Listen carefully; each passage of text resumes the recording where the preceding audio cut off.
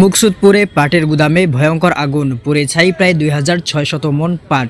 গোপালগঞ্জের মুকসুদপুর সদরে একটি পাটের গুদামে ভয়াবহ অগ্নিকাণ্ডের ঘটনা ঘটেছে। এতে প্রায় 2600 মন পাট পুড়ে ছাই হয়ে গেছে, যার ফলে কয়েকজন ব্যবসায়ী সর্বশান্ত হয়ে পড়েছেন।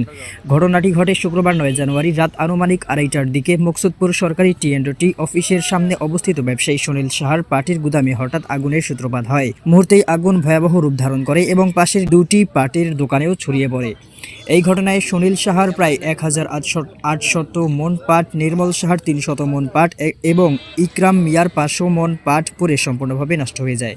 ঘটনার খবর পেয়ে মুকসুদপুর ফায়ার সার্ভিসের স্টেশনের মাস্টার মেহেদি হাসান এর নেতৃত্বে মুকসুদপুর ও কাশিয়ানী ফায়ার সার্ভিসের মোট 4টি ইউনিট ঘটনাস্থলে পৌঁছে দীর্ঘ সময় চেষ্টা চালিয়ে আগুন নিয়ন্ত্রণে আনে। ফায়ার সার্ভিসের সদস্যরা রাতভর কাজ করে পরদিন সকাল 10টার দিকে আগুন সম্পূর্ণভাবে নিয়ন্ত্রণ আনতে সক্ষম হয়। ক্ষতিগ্রস্ত ব্যবসায়ী সুনীল সাহা জানান, প্রতিদিনের মতো রাত 8টার দিকে গুদাম বন্ধ করে বাড়ি চলে যাই। পরে খবর পাই আমার গুদামে ভয়াবহ আগুন লেগেছে, সব পাট পুড়ে শেষ হয়ে গেছে। আমি এখন সম্পূর্ণভাবে সর্বশান্ত। ফায়ার সার্ভিস কর্তৃপক্ষ জানায় আগুন লাগার সঠিক কারণ এখনও জানা যায়নি। তদন্ত শেষে বিস্তারিত তথ্য জানানো হবে।